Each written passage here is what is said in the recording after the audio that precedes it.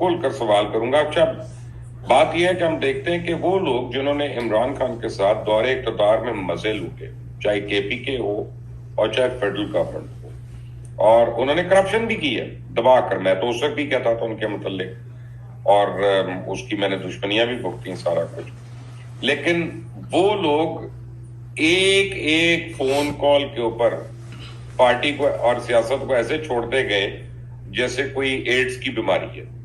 اور جو نئے لوگ ہیں, نوجوان ہیں, بچیاں ہیں, میں تو بچیاں ہی کہوں گا, میری عمر کے مطابق تو بیٹیاں ہیں, وہ انہوں نے ایسے ایسے مارے کہیں, ایسے ایسے ڈٹ گئے کہ ہم بھی سوچنے پہ مجبور ہو گئے جو مخالفت کر رہے ہیں کہ نہیں یار یہ ممی ڈیڈی پارٹی نہیں ہے, یہ جینون, یہ بلیو کرتے ہیں اس بات میں, چاہے غلط بلیف ہے چاہے صحیح بلیف ہے, لیکن بلیو کرتے ہیں. تو جو اصل تحریک انصاف ہے جس نے پاور انجوائے کی, وہ تو کہیں گم ہو گئی نا شیر افضل. میرا خیال یہ ہے کہ وقت اور حالات جو ہیں وہ انسانوں کی صحیح شبیہ جو ہیں وہ عوام کے سامنے بھی لاتا ہے, دوستوں کے سامنے بھی لاتا ہے, اور ان کے سامنے بھی لاتا ہے جو ان کے محسن ہوتے ہیں. جن کو خان صاحب یا پی ٹی آئی اپنے لیڈر یا قیادت سمجھتی تھی, میں چونکہ پی ڈی ایم کی حکومت میں آنے کے بعد سے مئی 2022 میں ہی خان کی ٹیم کا حصہ بن چکا تھا, تو میں نے بڑے قریب سے دیکھا ان کو یک کے بعد دیگرے گرتے ہوئے, ہمارا ساتھ چھوڑتے ہوئے. ان کے پیچھے محرکات, وجوہات ہر ایک کا علم ہے. اور میں آپ کو بتا دوں, جب 9 مئی ہوا تو 11 تاریخ کو خان صاحب جو ہیں وہ اس کی رہائی کا آرڈر ہوا, اور 13, 14, 15, 16 یہ ہر رات خان صاحب جو ہیں اس کو یہ فکر لگی رہتی تھی کہ آج کون ٹوٹ رہا ہے.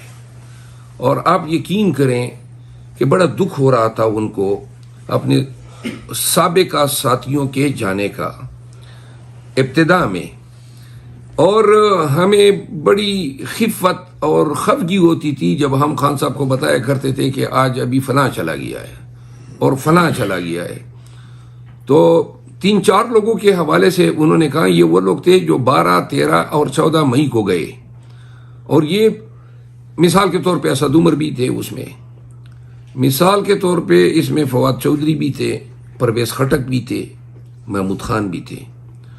تو خان صاحب کی توقع ان سے بالکل نہیں تھی.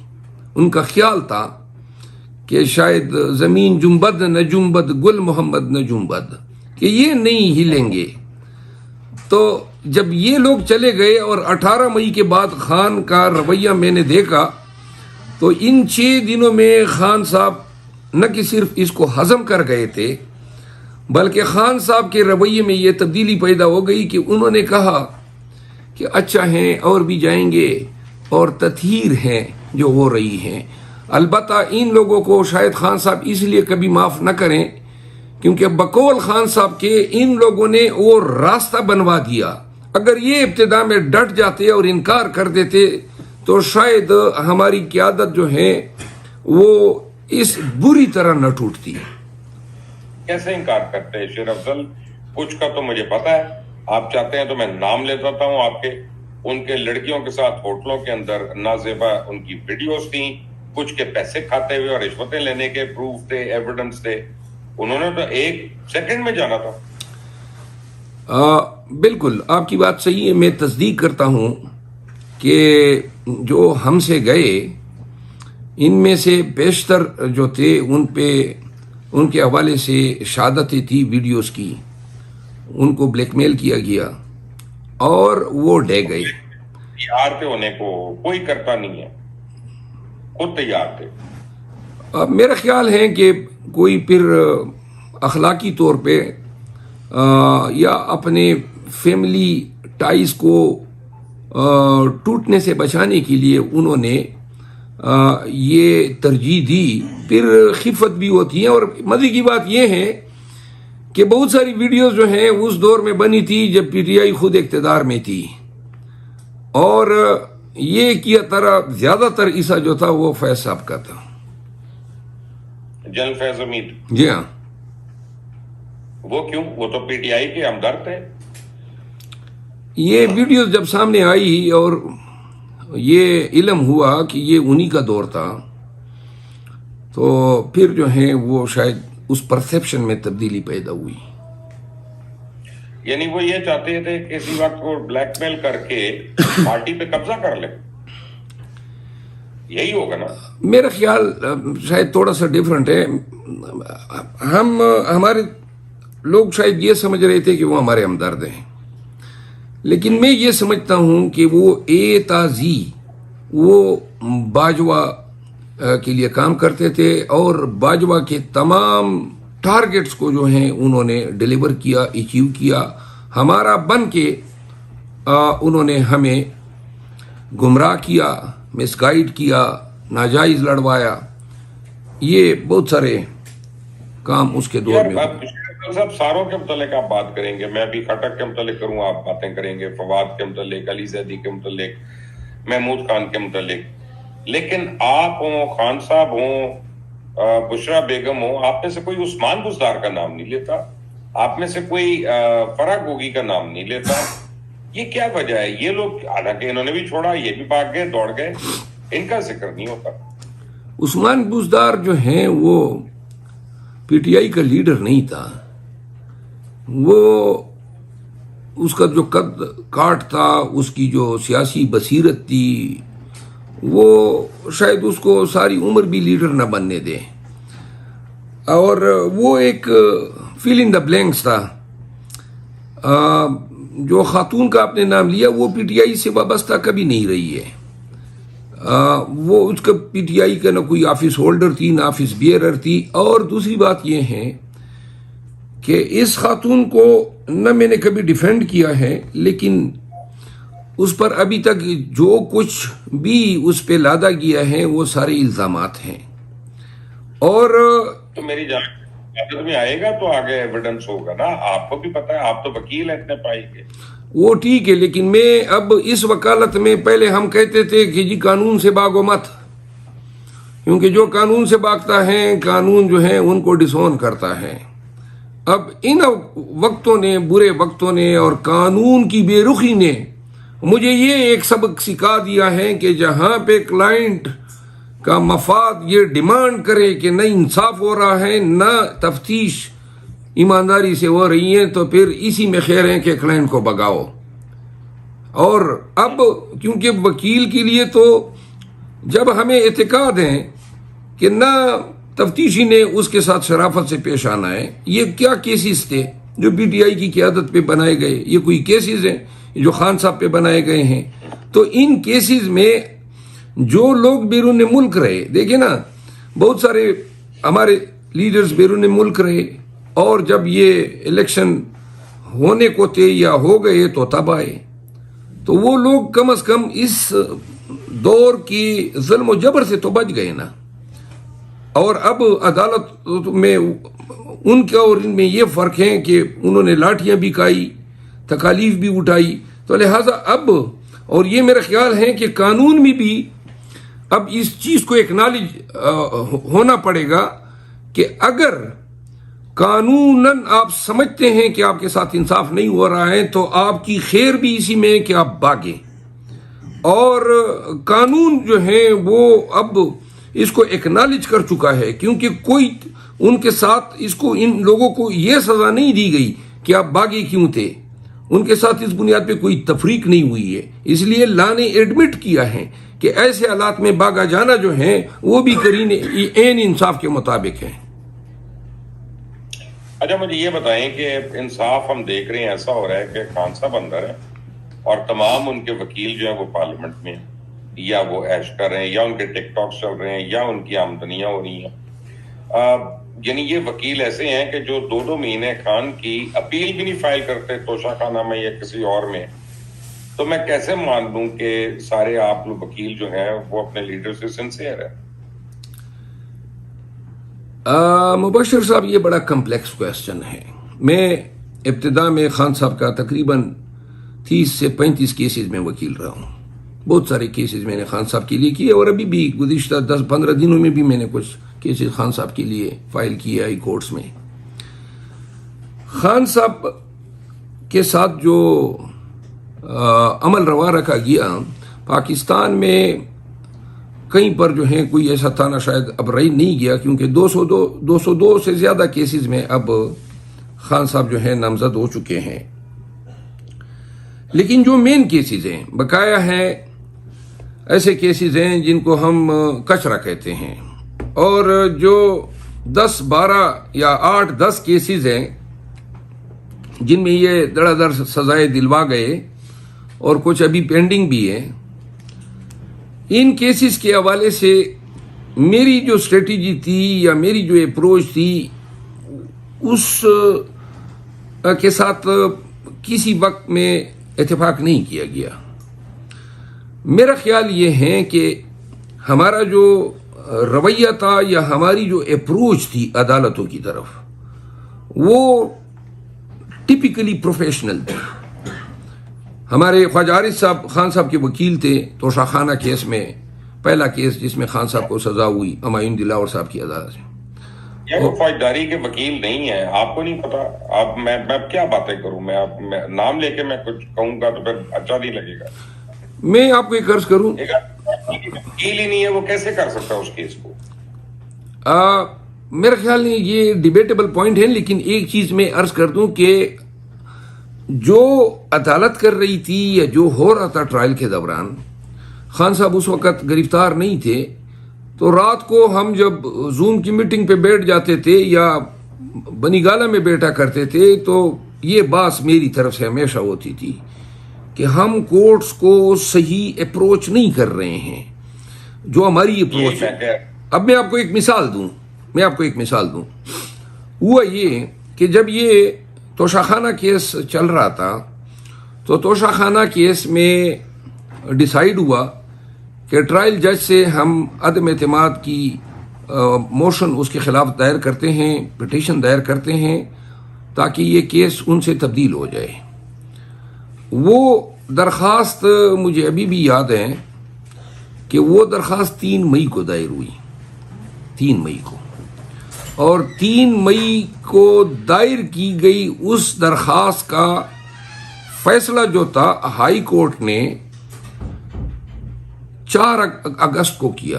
یعنی کہ خان صاحب کو 5 اگست کو سزا ہوئی تو 4 اگست تک جو ہے وہ درخواست فیصلہ نہ کروائی جا سکی. زیادہ سے زیادہ یہ ہو جاتا نا کہ ہائی کورٹ اس درخواست کو خارج کرتی تھی، یہ 1 ہفتے میں بھی ممکن تھا. آپ کو کہتے کھڑے ہو کے کہ جی آپ پہ مجھے فیتھ نہیں ہے، وہ اپنے آپ کو ریکلوز کر لیتے. اس جج صاحب کو ہم نے کہا تھا، ٹرائل جج صاحب کو، اس نے کہا میں ریکلوز نہیں کرتا ہوں. ہم نے ہائی کورٹ میں بھی تحریری درخواست دی چیف جسٹس صاحب کو کہ آپ بھی ریکلوز کر لیں. انہوں نے بھی وہ ہماری پٹیشن جو ہے وہ، آپ کو یاد ہے میرے ساتھ جواد خواجہ صاحب نے بھی ریکلوز نہیں کیا تھا. یہ ہمارے جج کرتے ہیں اس ملک میں ایسا. میں نے خود یہ دیکھا ہے کہ یہ آئین میں یہ سکم ہے کہ پاکستان میں اعلیٰ عدالتوں کے جج جو ہیں وہ اگر خود کسی کیس سے اپنے آپ کو علیحدہ نہیں کرتے ہیں تو پھر پاکستانی لٹیگنٹ یا شہری کے پاس کوئی بھی لیگل ریمیڈی نہیں ہے. آپ اس جج کے رحم و کرم پہ ہیں. تو لہٰذا بہت سے کامن لا جورسڈکشن میں کانسٹیٹیوشنل کورٹ کے ججز کے خلاف ریمیڈیز اویلیبل ہیں، لیکن پاکستان میں نہیں ہے، امریکہ میں بھی نہیں ہے. میرا خیال یہ ہے کہ ان واقعات حالات نے ہمیں سمجھا دیا. امریکہ میں 2 نمبری ہوتی نہیں ہے جو یہاں پہ ہو رہی. آئی ایم سوری، میں کنٹیمپٹ والی باتیں کر رہا ہوں، بٹ آئی ایم سوری. میرا خیال ہے کہ ہم یہ سمجھتے ہیں اگر وقت آیا تو ہم یہ ریمیڈی اور اس کے علاوہ عدالتی نظام کی تصحیح کے لیے ہمارے ذہن میں ہے کہ سپریم کورٹ جو ہیں، سپریم کورٹ آف پاکستان، وہاں پہ لوگوں کے کیسز ہی نہیں لگتے ہیں کیونکہ اوور برڈنڈ ہیں، اور پھر کانسٹیٹیوشنل ڈسپیوٹس بھی ادھر جاتے ہیں، اور کانسٹیٹیوشنل اختیار، اپیلٹ اختیار، سول اپیل اختیار، کرمنل اپیل اختیار، اوریجنل جورسڈکشن، ان تمام اختیارات نے مل کے सुप्रीम कोर्ट ऑफ पाकिस्तान को मुजस्समा इख्तियारात बना दिया है। हम ये समझते हैं कि ये इंसाफ नहीं है कि एक इदारा इतना बाइख्तियार हो कि जो जिस तरीके से वो मुनासिब समझें वो उसी को इंसाफ कहें। ताज़ा तरीन मिसाल है, जुल्फ़कार अली भुट्टो को फांसी दी गई सुप्रीम कोर्ट के उस किए हुए अमल को आज 1979 और अब 2024 में सुप्रीम कोर्ट ऑफ पाकिस्तान कहते हैं कि फेयर ट्रायल का हक नहीं दिया गया। तो लिहाजा अगर इतनी बाइख्तियार न होती तो शायद भुट्टो को भी इंसाफ होता। हमारे ज़हन में ये है कि इसका हल ये है कि कॉन्स्टिट्यूशनल कोर्ट अलहदा बनाई जाए पाकिस्तान की, और जो सिविल और क्रिमिनल अपील कोर्ट हैं, जिस तरह यूके में भी इस तरह का निज़ाम है, फ्रांस में है, ताकि जो इख्तियारात हैं और बहुत सारे दीगर इदारों में भी इख्तियारात की डिस्ट्रीब्यूशन होनी चाहिए। आप देखें ना, लेकिन ऐसे भी तो है ना कि कुछ जजेस हैं जो सिर्फ आपके हक में फैसला दे देते हैं, जो कोर्ट में देखते हैं मुलजिम को कह देते हैं गुड टू सी यू, और फिर जिसका जो दिल करता है वो पेशावर हाई कोर्ट चला जाता है और अपने फेवर की जजमेंट भी ले आता है वहां से ही। बरबर साहब, हम ये बातें भी तो देख रहे हैं ना, जो आपके खिलाफ हुआ है, मैं मानता हूँ हुआ है, तो वह आपके फेवर में जो बड़ी बातें हुई है ना, वो नहीं आप लोग मानते। अच्छा, मैं अब आपको अर्ज करूँ ना, ये नून का बयानिया है जो अभी आपने बात की ना, नून ये बातें करती रही हैं। अब गुड टू सी यू से आप जरा थोड़ा सा उसका बनज़र अमीक जायजा लें। यही बंदियाल साहब थे जिन्होंने रात को अदालत लगाई, और उन्होंने रात को अदालत लगा के हमें मजबूर किया कि इक़्तिदार छोड़ें। अगर इनकी अदालत न लगती तो अदम एतमाद की तहरीक जो थी या इनका जो ख्वाब था वो पूरा होना नहीं था। और रात को फिर इस्लामाबाद हाई कोर्ट भी उसी रात लगी। फिर आप देखें कि उमर अताब बंदियाल साहब के साथ PMLN ने बड़ी एक कामयाब स्ट्रेटेजी अपनाई। उन्होंने क्या किया, इसको डायरेक्ट एक्यूज किया, हरदसराइयाँ की, इस पे इल्ज़ाम तराशियाँ की, इनके साथी जज इस पे की। इसका एक खातिर खा नतीजा ये निकला कि वो तमाम जज साहिबान जो हैं वो डिफेंस पे आ गए। बजाय इसके इसका हल था कि ये कंटेम्प्ट की जुरिस्डिक्शन एज्यूम करते। जनाब अली ये खामोश रहे, फिर धरने तक नौबत आई, मौलाना साहब धरना लेकर रैली लेकर चले गए, जो ज़बान सुप्रीम कोर्ट के लिए इस्तेमाल हुई। अब आप उमर अताब बंदियाल साहब के दौर की एक नेकी बता दें, एक नेकी जो पाकिस्तान तहरीक इंसाफ के साथ उन्होंने की हो, और मैं 10 ऐसे काम बता सकता हूं जो जिसने हमारी बेखनी में कलीदी किरदार अदा किया। मिसाल के तौर पे इन्होंने फैसला किया कि जी सुप्रीम कोर्ट ने ऑर्डर किया कि जी पंजाब और KP में इलेक्शन हो जाएं, और मेरा ख्याल है कि 14 मई की तारीख थी 2022 की कि इलेक्शन होंगे। KP नहीं कहा, अपना पंजाब में KP उन्होंने कहा था अपने उसके मुताबिक। अच्छा, अब यही तो डिस्प्यूट था। सुप्रीम कोर्ट ने फैसला किया, इसके बाद भी बंदियाल साहब चीफ जस्टिस रहे, लेकिन जिस दिन ये अभी 9 मई नहीं आया है, 1 साल बाद 9 मई आती है, लेकिन उस फैसले को जिस बेदर्दी के साथ पामाल किया गवर्नमेंट ने, और उस रोज से बेतौकीरी शुरू हुई अदालतों की भी और रूल ऑफ लॉ की भी। न फिर सुप्रीम कोर्ट का जब ये हशर हुआ तो फिर तो हाई कोर्ट जो थे उन्होंने तो बिल्कुल ही इनकी हालत देख के बाद में जो वाकयात हुए तो उसने कानून की हुक्मरानी की पामाली के लिए कलीदी किरदार अदा किया। उस फैसले पे अमल दरामद न कराना, ये उस वक्त की चीफ जस्टिस ऑफ पाकिस्तान। एक मिनट जी, देखे ना, एक मिनट जी, अब गुड टू सी। इनको कहा कि आपने वोट नहीं देना और वोट ना देने के बावजूद उनको नाअहल भी कर देना और उनके वोट भी काउंट ना होना। यार जुर्म हुआ नहीं और मुजरिम बना के सजा दे दी गई, ये भी तो लाहौर हाई कोर्ट ने किया था। میری گزارش آپ سن لیں. میں اب گڈ ٹو سی پہ میں بات کرتا ہوں، پھر لاہور ہائی کورٹ کی اس کا جواب دیتا ہوں. گڈ ٹو سی کیا تھا؟ گڈ ٹو سی یہ تھا، ایک تو بندیال صاحب کا آپ کو یہ علم ضرور ہوگا کہ وہ عدالت میں جو ہے زیادہ کرٹیس، ہمیشہ اپنی لائف میں کرٹیس رہے. وہ ہر ایک کے ساتھ اس طرح کلام ہوتے رہے، یہ نہیں تھا کہ خان اسپیسیفک تھے. اب ہوا یہ کہ انہوں نے خان کی رہائی کا آرڈر کیا، اس میں وہ اکیلے نہیں تھے، اس میں اطہر من اللہ صاحب بھی تھے ان کے ساتھ، اور سندھ کے جو جسٹس صاحب ہیں وہ بھی. خان گرفتار ہوتا ہے ہائی کورٹ کی پریمیسز سے، رینجر گرفتار کرتی ہیں جب وہ آیا ہوا ہے ایک لیگل ریمیڈی کے لیے. اور ایکسیس ٹو جسٹس ہمارا آئین پاکستان کہتا ہے کہ یہ بنیادی حق ہے. کیوں کر کسی شخص کو قانون کی حق تک رسائی سے محروم کرنے کے لیے اس طرح جس انداز میں ان کو گرفتار کیا گیا رینجر نے، جن کا کوئی گرفتاری سے کوئی کام نہیں ہے، نہ کبھی انہوں نے کسی سیاستدان کو گرفتار کیا، یہ پولیس کا کام ہے. اور اس کے بعد عدالتوں کے متعدد فیصلہ جات ہیں کہ اگر کوئی شخص انصاف کے لیے راستے میں بھی جا رہا ہو تو اس کی گرفتاری بھی نہیں ہو سکتی ہے. رپورٹڈ ججمنٹس ہیں. ایک نیب کا یہ جو جسٹس قیوم مرحوم صاحب ہیں، وہ اس وقت اٹارنی جنرل تھے، اور اس زمانے میں بابر اعوان صاحب، ڈاکٹر بابر اعوان صاحب اپنے کلائنٹ کو لے کر گئے تو سپریم کورٹ کے پارکنگ لاٹ سے ان کو اٹھا لیا گیا. نیب کا کیس تھا، نیب نے اٹھایا، تو اس شخص کو اسی انداز میں چھوڑا گیا جو ریلیف خان صاحب کو دی گئی.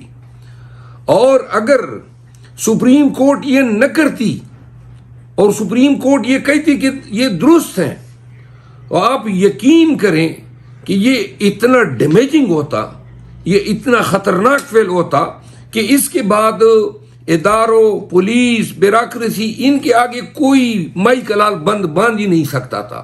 یعنی آپ کو بنیادی انسانی حق، قانون کی انصاف کے حصول تک رسائی کا حق، یہ کسی جورسڈکشن میں، کسی مہذب معاشرے میں کمپرومائز نہیں ہو سکتا ہے. تو لہذا وہ ایک جائز ریلیف تھی. اور اس میں صرف بندیال صاحب نہیں تھے، ہمارے بڑے لرنڈ جج ہمارے اطہر من اللہ صاحب جو ہیں وہ بھی اس بینچ کا حصہ تھے. تو لہذا گڈ ٹو سی اور ریلیز یہ حق بنتا تھا عمران خان کا. اب آگے آ جاتے ہیں پشاور ہائی کورٹ پہ. مجھے نہیں، پہلے پشاور ہائی کورٹ کا کہا نا کہ وہاں پہ آپ کو ریلیف ملتی ہے. تو ہمیں کیا ریلیف ملی ہے؟ ہمیں ریلیف ملی ہے پشاور ہائی کورٹ میں کہ بلہ ہمارا واپس کیا گیا. بلہ ہم اس لیے گئے، آپ کو پشاور ہائی کورٹ بغیر کسی وجہ کے ریزرو سیٹیں بھی دے دے گا کے پی کے میں، مجھے تو لگ رہا ہے. میں آپ کو ایک عرض کروں، یہ اب آپ کا دوسرا ذیلی سوال آ گیا، پہلے سوال کا جواب دوں. جب بلہ ہم سے لے لیا گیا تو بلے اس بنیاد پہ لیا گیا کہ جو انٹر پارٹی الیکشن چمکنی کے گاؤں میں پاکستان تحریک انصاف نے کرائے، جس کے نتیجے میں بیرسٹر گور اور عمر ایوب خان جو ہیں الگ ترتیب چیئرمین اور سیکرٹری جنرل بنے، وہ پشاور کی جورسڈکشن میں ہوئے تھے. تو ہم پشاور ہائی کورٹ گئے اور انہوں نے ہمیں بلا دیا. کن گراؤنڈ پہ دیا؟ آرٹیکل 17 یعنی آئین کا آرٹیکل ہے، اور وہ اس کی انٹرپریٹیشن کرتے ہوئے پشاور ہائی کورٹ نے کہا کہ کسی بھی پارٹی سے یہ حق نہیں چھینا جا سکتا ہے ٹیکنیکلٹیز کی بنیاد پہ. پاکستان میں کسی پارٹی سے کوئی نشان نہیں چھینا گیا، صرف ہم سے چھینا گیا. انہوں نے فیصلہ دیا ڈویژن بینچ 2 جج صاحبان نے، اور پھر اس فیصلے کو جو ہے الیکشن کمیشن جو ہے پارٹی بنی ہوئی ہے، اور انہوں نے جا کے سپریم کورٹ میں چیلنج کیا، اور پھر سپریم کورٹ نے یہ حکم صادر کیا کہ بغیر بلے کے یہ جائیں. تو لہٰذا ہم سے بلہ سپریم کورٹ نے چھینا، اور اس کے نتائج آج تک ہم بھگت رہے ہیں. 5 سے 6 ملین. آپ کو بھی پتا ہے کہ یہ بھی سپریم کورٹ کا ایک ڈیسیجن ہے. اب تو کیونکہ آ گیا تو میں اس پہ کرٹیسائز کر سکتا ہوں. یہ دنیا کا واحد ملک بن گیا ہے جہاں پہ اشتہاریوں کو، مفروروں کو، ملزموں کو الیکشن لڑنے کی اجازت ملتی ہے. یہ دنیا میں کسی ملک میں نہیں ہے. جی بالکل، آپ نے دیکھا نا، نواز شریف صاحب 4 سال سے بگوڑا تھے، اور یہی نظام ان کو لایا. اس کو ہتکڑی تک نہیں لگائی گئی. یہ ایک نیا قانون بنا دیا گیا مفروروں کے لیے. مفرور جو ہیں وہ بیل میں جہاں پہ یہ سزا یافتہ ہو، ایک تو اس طرح کی ضمانت ہو نا کہ آپ ابھی تک پیش ہی نہیں ہوئے ہیں اور آپ مفرور ہوتے ہیں، اور ایک اس طرح کا کیس ہو جس طرح نواز شریف کے کیس تھے. نواز شریف صاحب جو ہیں سزا یافتہ تھے کیسز میں، اور عدالت کی رعایت پہ یہ بیرون ملک گئے تھے. تو آپ کی حکومت تھا، عمران خان وزیر اعظم تھے، بزدار وزیر اعلیٰ تھے، کسی اور کو کیا بلیم کرنا؟ میں آپ کو عرض کروں، نواز شریف نے بیسیکلی ڈیل کی ہوئی تھی بھاجپا کے ساتھ، اور اس ڈیل کے توفیل جو ہیں گئے. بعد میں اس نے ریوارڈ دیا جب بھاجپا کا ایکسٹینشن کا میٹر آیا. یہ 2019 میں گئے اور بھاجپا کا ایکسٹینشن آیا تو نون ان کے ساتھ کڑی ہو گئی، تو لہٰذا یہ ڈیل ان کی بھاجپا کے ساتھ تھی. سر ایک سیکنڈ، جو سائن کرنے والی اتھارٹی ہے وہ تو چیف ایگزیکٹو ہے نا؟ نہیں، انہوں نے تو یہ کام عدالتوں کے ذریعے کروا دیا، لاہور ہائی کورٹ ہے. اور عدالت نے کون سا اپنا 50 روپے کے اسٹیمپ پیپر پہ لے لیا؟ یار پھر آپ مجھے کہتے ہیں عدالت کی عزت کرو. میرا خیال ہے کہ ہماری خودی، ہماری حمیت، ہماری غیرت اب ہمیں یہ سکھاتی ہے کہ جو اپنے فرائض کی انجام دہی میں بددیانتی کا ارتکاب کرتا ہے، طرفداری کرتا ہے، بدنیتی سے اس کام کی ادائیگی کرتا ہے، ایسے لوگ کسی بھی منصب پہ بیٹھے ہو عزت کے حقدار نہیں ہے. دیکھیں، میں تو عزت کرنے پہ مجبور ہوں ایسے لوگوں کی جیسے ریحانہ ڈار ہیں، ہماری والدہ کے برابر ہیں، والدہ ہی ہیں، کہ وہ جیتے یا نہ جیتے الیکشن لیکن ایٹ لیسٹ وہ ڈڑلے سے کھڑی تو ہے. جیسے عمر چیمہ ہے کہ وہ جیل میں ہے اور وہ بیچارے کو کوئی فائدہ بھی نہیں ہوا ساری اس سیاست کا، لیکن وہ کھڑا ہے باہر اصولوں پہ اپنے کھڑا ہے. میں تو ایسے لوگوں کی عزت کرنے پہ مجبور ہوں، اور ایسے بگوڑوں کی نہیں کہ جو یوں کر کے بھاگے ہیں تاکہ جو $100 ملین کھائے ہوئے ہیں وہ عزم ہو جائے کسی طرح اور وہ لیجٹمیٹ ہو جائے. دیکھیں، ریحانہ ڈار صاحبہ جیت چکی ہے. خواجہ آصف صاحب، ٹھیک ہے، آپ کا موقف ہے نا. میں آپ کو ایک بات کر رہا ہوں، قطع نظر اس کے ان کی رسپیکٹ ہمارے دلوں میں رہے گی. بہت سارے لوگ اس کڑے دور میں ہیرو بن کے ابھرے ہیں. میں آج آپ نے میرا جب تعارف کرایا تو آپ کو تو یاد ہے، میں تو آپ کے سامنے 7-8 سال تک تو آپ کے کیسز میں وکیل رہا، اور آپ کو یاد ہے میرا مزاج ہی ایسا ہے، اور میں ہوں یہی چیز جو برے وقت میں بھی یہی رہا جو میں تھا. میں آپ کو عرض کروں، خان کے ساتھ کھڑا رہنے پہ اور مظلوموں کے ساتھ کھڑا رہنے پہ آج مجھ جیسے ناچیز کو لوگ جدھر دیکھتے ہیں وہاں پہ تھوڑی دیر میں مجمع بن جاتا ہے. جو عزت اللہ نے دی یہ میں نے کبھی مانگی نہیں تھی، نہ میں نے اس کا سوچا تھا. اب آپ میرا تقابلی جائزہ کرائیں پرویز خٹک سے، علی زیدی کے ساتھ کرائیں، وہ چوہان کے ساتھ کرائیں، محمود خان کے ساتھ کرائیں، یا لوگوں کے ساتھ میں آپ کا مقابلہ کیوں کروں؟ نہیں، میں آپ کو عرض کرتا ہوں نا، جنہوں نے ان کو چھوڑا ان کا عوام نے اور پھر خدا نے کیا حشر کیا. اور جو خان کے ساتھ کھڑے ہوئے، ایک نام بتا دیں جو خان کے ساتھ کھڑا رہا ہو اور وہ عزت اور تکریم اور پاکستانیوں کی فیور کا جو ہے وہ توجہ نہ بنا ہو. دیکھیے، اب یہاں پہ ایک ڈسپیوٹ ہے، مجھے سمجھ نہیں آتی میں کیا سوچوں. عارف الوی خان کے ساتھ کھڑا رہا کہ دھوکہ دے گیا؟ میری ذاتی رائے ہے، اور چونکہ میری خان صاحب کے ساتھ عارف الوی صاحب کے موضوع پہ کئی دفعہ گفتگو ہوئی ہے، تو میں بڑا سیفلی یہ کنکلوڈ کر سکتا ہوں کہ خان صاحب کی نظر میں بھی عارف الوی اپنا اعتماد کھو چکے ہیں بہت پہلے، جب یہ حج پہ گئے. اور اس وقت کا فائدہ اٹھاتے ہوئے پی ڈی ایم کی حکومت نے اس وقت کے چیئرمین سینٹ کے ذریعے جو قائم مقام صدر بنا وہ قانون سازیاں کرائی جن کو آج تک ہم بھگت رہے ہیں خمیازہ. پھر انہوں نے جو سب سے پرائم اس کی ڈیوٹی تھی وہ تھی الیکشن کمیشن کو تاریخ دینا. انہوں نے کیا کیا، جو یہ ظلم کیا انہوں نے پاکستان کے ساتھ بھی، آئین کے ساتھ بھی، اور اس کے علاوہ پاکستان تحریک انصاف کے ساتھ بھی، انہوں نے اپنے اس عہدے سے، اس منصب سے انحراف کرتے ہوئے، اور انگریزی کا ایک ورڈ ہے شرک، اپنی ڈیوٹی کو شرک کرتے ہوئے SHIRK، انہوں نے الیکشن کمیشن کو لکھا کہ جی آپ تاریخ مقرر کر دیں۔ اس سے بڑی انٹلیکچوئل ڈسانیسٹی کوئی نہیں ہو سکتی ہے۔ تو لہٰذا میں نے اسی دن، جس دن انہوں نے یہ کام کیا، میں نے میڈیا پہ بولا تھا، اور بعد میں جب خان صاحب سے دوسرے تیسرے دن ملاقات ہوئی تو خان صاحب نے اس کی تائید کی، اور خان صاحب نے جو ہے ان کے لیے انتہائی ناپسندیدگی کا اظہار کیا۔ کوئی کیڑا نکالنے والا ڈاکٹر جو ہے، یہ نہ گھر کا رہا نہ گھاٹ کا رہا۔ دیکھیں، آج میں نے کہیں اس کا انٹرویو دیکھا کراچی میں، گھر میں بیٹھ کے وہ اب قانون کی باتیں کر رہا ہے۔ اللہ کے بندے، جب آپ اس منصب پہ فائز تھے، اور جب آپ عزت بھی کما سکتے تھے، امر بھی ہو سکتے تھے اپنی پارٹی کے ساتھ اور عوام پاکستان کے ساتھ وفاداری پہ، تب آپ نے جو ہے ہمارا ساتھ چھوڑ دیا۔ اور جبکہ صدر پاکستان کے منصب پہ آپ بیٹھے ہوئے تھے، کوئی آپ کو کوئی گھر سے اٹھا نہیں سکتا تھا، کوئی آپ کو مار پیٹ آپ کے ساتھ نہیں کر سکتا تھا، لیکن دھمکیوں سے ڈر کے حضرت نے جو کیا، میرا خیال نہیں ہے کہ اس کے لیے کبھی بھی پاکستان تحریک انصاف کے دروازے پہ کوئی ویلکم کرے گا۔ اچھا جی، کیا PTI نے آفیشلی عادل راجہ اور حیدر مہدی کا بائیکاٹ کر دیا ہے کہ دبے لفظی ہے؟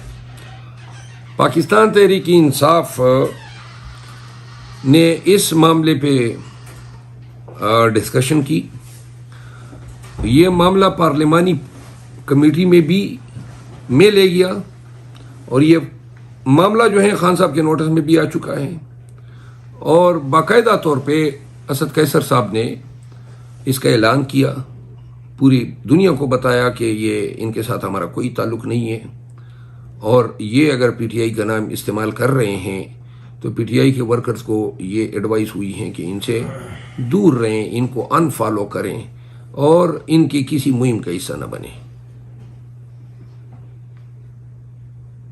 کیا یہ سچ ہے کہ خان صاحب کو اعلیٰ عہدیداروں نے جیل کے اندر ملاقاتیں کی ہیں؟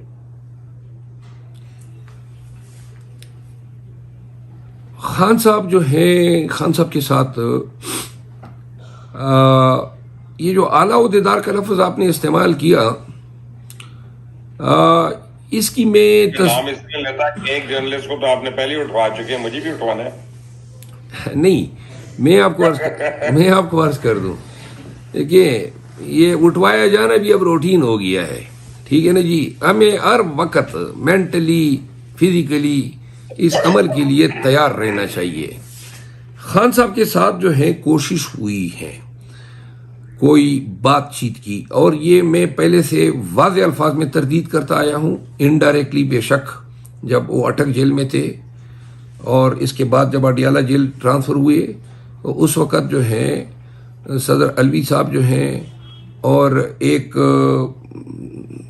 ایک لیڈر تھے، ایک وقت میں وزیر اطلاعات رہے تھے، محمد علی صاحب تھے، یا اس طرح کچھ نام تھا، میرے ذہن سے اب نکل رہے، بڑے دورانی صاحب، جی ہاں، دورانی صاحب نے اپنا ایک کردار ادا کرنا چاہا۔ بلکہ مزے کی بات آپ کو میں یہ بتا دوں، ابھی تازہ پرویز خٹک صاحب کا میسج آیا ہے کہ میں بھی کردار ادا کرنا چاہتا ہوں، ان سے کیا مہربانی بد کرداری کہ میں بھی اس میں کردار ادا کرنا چاہتا ہوں۔ تو یہ خان صاحب نے پھر یہ کیا، اتنا میں آپ کو یہ کہ اب جب تازہ ہوا تو اس میں پھر خان صاحب نے صدر علوی کو انوالو کیا، اور خان صاحب کا پیغام جو ہے وہ ہماری پارٹی کے ہمارے دوست ہیں عمیر نیازی صاحب، وہ صدر علوی کے پاس لے گئے، لیکن چونکہ خان صاحب مینڈیٹ کی چوری پہ کسی بھی طور مصلحت سے کام لینے والے نہیں ہیں، تو لہٰذا آج بھی ہم ادھر ہی کھڑے ہیں جو جب ہم 9 مئی کی رات کو کھڑے تھے، یعنی کوئی ہمارے ساتھ نہ کوئی فیور ہیں۔ تازہ ترین آپ نے دیکھا نا، انہوں نے ہم سے یہ نشستیں چھین لی، ریزرو سیٹیں، تو یہ ممکن ہی نہیں تھا اگر طاقتور حلقوں سے کوئی بات ہماری چل رہی ہوتی۔ اصل میں مروت صاحب صبح کو جو ہے نا، آپ کو پتا ہے کل صبح تو پہلا روزہ ہے، چند گھنٹے کے بعد ہم نے سحری بھی کرنی ہے انشاءاللہ۔ تو میں رمضان کی آمد ہے اس لیے میں کوئی غلط الفاظ نہیں استعمال کرنا چاہتا، لیکن میری دل کی خواہش ہے کہ آپ لوگ کی اب کے پی کے اسمبلی میں اتنی واضح اکثریت ہے اور آپ لوگ وہاں پہ دندناتے پھر رہے ہیں، تو ذرا پرویز خٹک پہ مالن جبا کیس میں، بی آر ٹی کیس میں، یہ باقی وہ ڈیم کنسٹرکشن میں، ان ساری سونامی جو ہے بلین ٹری سونامی، ان کے ذرا آپ حساب بھی تو نکالیں نا وہاں پہ پکڑ کے، پتہ تو چلے نا کتنے بلین کھایا ہے انہوں نے، جو اب یہ فیسیلیٹیٹ کرنا چاہ رہے ہیں۔ کس لیے فیسیلیٹیٹ کریں گے، کیوں کریں گے؟ آپ بالکل درست کہہ رہے ہیں، یہ ہونا چاہیے، لیکن یہ پرویز خٹک سے زیادہ بھی ایسے لوگ ہیں کہ انہوں نے پرویز خٹک سے بھی زیادہ جو ہے مال کمایا ہے۔ میں محمود خان کی مثال دیتا ہوں۔ محمود خان نے جو دولت کمائی ہے اور جس انداز میں کمائی ہے، بالخصوص مائننگ کے شعبے سے، اور بھی بہت ساری چیزیں جو ہیں ان کی ہمارے ریڈار پہ آئی ہیں، لیکن میں بحیثیت وکیل، اور جب ہمارا نعرہ یہ ہے کہ ہم قانون کی حکمرانی پہ یقین کرتے ہیں، تو لہٰذا سرکار کے اختیار کو اپنے ذاتی انتقام کی تشفی کے لیے استعمال کرنا، یہ قانون کے حکمرانی کے نوشن سے جو ہے متضاد ہے۔ البتہ یہ ضرور میں کہوں گا کہ جہاں جس شخص کو قانون جس طرح ٹریٹ کرتا ہے وہ اسی طرح ٹریٹ ہوگا، تو لہذا یہ قانون پہ ہم چھوڑیں گے کہ قانون اگر ان کو جیل کی سلاخوں کے پیچھے بیچتا ہے تو یہ جائیں گے، لیکن اس میں یہ ایلیمنٹ نہیں ہوگا کہ میں بحیثیت شیر افضل پیچھے لگ جاؤں اور کہوں کہ جی یہ فلاں کیس کو ذرا ترجیح دیں، فلاں کے پیچھے جو ہے پولیس بھیجوں۔ بہت خوبصورت بات آپ نے کی ہے، اور اللہ کرے کہ آنے والے دنوں میں ہمارے تمام حکمران جو ہیں وہ اسی طرز حکمت پہ چلیں، اور یہی سیدنا علی مرتضیٰ کا کال بھی تھا، اور انہوں نے کہا کہ اب پہلے میں اللہ کے راہ میں چلتا تھا، ایک شخص نے، بدبخت نے، ذلیل آدمی نے، ان کے چہرے مبارک کی طرف جب اس نے کوشش کی گند کی، تو انہوں نے کہا کہ ابھی میری ذاتی جنگ ہوگی، تو اب میں نے نہیں اس میں مارنا۔ بالکل معاف کر دیا تھا۔ یہ ہم باتیں تو کرتے ہیں، ہم بچوں کو پڑھاتے ہیں، لیکن ہم عمل نہیں کرتے۔ آپ نے جو بات کی اس سے میں نے پکڑ لیا اس بات کو، اور اللہ کرے کہ پاکستان میں اور لوگ بھی اس کو پکڑ لیں اور اس پہ عمل بھی کریں۔ پاکستان میں مروت صاحب، آپ جی سر، میں آپ سے یہ ریکویسٹ کروں گا کہ تحریک انصاف کے بہت سے لوگ ہیں، بہت لوگ ہیں جو بیچارے مس گائیڈڈ ہیں، جن کو گائیڈ کرنے والا کوئی نہیں، کیونکہ آپ لوگوں کا تنظیمی ڈھانچہ مان لیں یہ تو تتر بتر ہوا ہے، یہ تو پہلے اچھے وقتوں میں نہیں تھا، تو اب کہاں سے ہونا؟ تو اب کم از کم ہم کوئی 2 3 4 ہفتے میں ایک دفعہ ضرور ہم ایک نشست کریں، جس میں جب لوگوں کے سوالات آتے ہیں اور پارٹی کے آپ کے سپورٹرز کے آتے ہیں تو ان کے جواب تو ان کو مل جائے، اور آپ ان کے جو گلے شکوے ہیں وہ اپنے بانی کو، بانی پارٹی کو، ان کو تو بچائیں کہ بھئی لوگوں کی آواز ہے اور یہ وہ شکایت کر رہے ہیں، تاکہ کمیونیکیشن تو ہو نا آپ کے تو بیچ میں۔ لوگ عدالتوں کے آگے جھوٹ بولتے رہے ہیں جا کے کہ آپ عمران خان کے کیسوں میں، اور عدالتوں سے جھاڑ کھا کے باہر آ گیا۔ میں کیا کہوں، سارے ہمارے دوست ہیں، سارے ہمارے جاننے والے ہیں۔ آپ کی بات درست ہے، اور یہ پنجاب میں ہماری تنظیم جو ہے، بالخصوص پنجاب میں ہماری تنظیم جو ہے وہ افراتفری کا شکار ہے، اور ضرورت ہے کہ ہم ٹیئر 1 اور ٹیئر 2 کی تنظیمیں ہر صوبے میں رکھیں، تاکہ ایسے حالات رہیں تو ٹیئر 2 ٹیک اوور کر سکیں۔ اب جو ہے جب حکومت یا اختیار جو ہیں، شاید میں اب یہ کہنے میں ایک بجانب ہوں گا کہ فی الوقت مجھے یہ نظر آ رہا ہے کہ اختیار جو ہیں اب صحیح معنوں میں پولیس یا ڈی سی خود استعمال کر رہا ہے۔ پہلے یہ ڈی سی اور پولیس جو ہیں یہ استعمال ہوتے تھے، تو استعمال ہونے میں یہ ان کے عمل جو تھا نا وہ اتنا تیز تر ہوتا تھا، اتنا مضر ہوتا تھا، اتنا ناگہانی ہوا کرتا تھا. لیکن سیاسی ورکروں نے تو ساری عمر ان کو تو بکتا ہے، لیکن ان کا وہ روپ اس لیے تیز تھا یا مہلک تھا کیونکہ وہ استعمال ہو رہے تھے. اب جب یہ اسمبلیاں بنی ہیں، میں خود ذاتی طور پر یہ فیل کر رہا ہوں کہ شاید اب ہمارا واسطہ جو ہے وہ اب پولیس سے پڑھنے والا ہے، یا سرکار ڈی سی سے پڑھنے والا ہے، یا ڈی پی او یا آئی جی سے پڑھنے والا ہے. یہ تھوڑی سی آسانی ہے میرا خیال ہے، جب تک کہ دوبارہ کوئی ایسے حالات نہ پیدا کیے جائے کہ ان کا اختیار جو ہیں وہ دوبارہ کوئی کنٹرول میں نہ لے. تو لہذا مروز صاحب آپ کا نا آج میں نے بڑا وقت لیا، اور مجھے پتا ہے آپ نے پشاور بھی نکلنا ہے، اور آپ رات کے اس ٹائم پہ آپ میرے ساتھ موجود ہیں. سوال تو بڑے ہیں لیکن انشاءاللہ اگلی دفعہ پھر ٹھیک ہے جب آپ میں کہیں نے گے. آپ کو کہیں پہ ٹوکا اس لیے نہیں کہ میں چاہتا ہوں ایک دفعہ آپ کا بھی موقف اور آپ کی پارٹی کا موقف بھی لوگوں کو کھل کر پتا چلے، پھر میں اپنے اختلافات کروں کہ ہاں جی مجھے تو اس بات سے اختلاف ہے.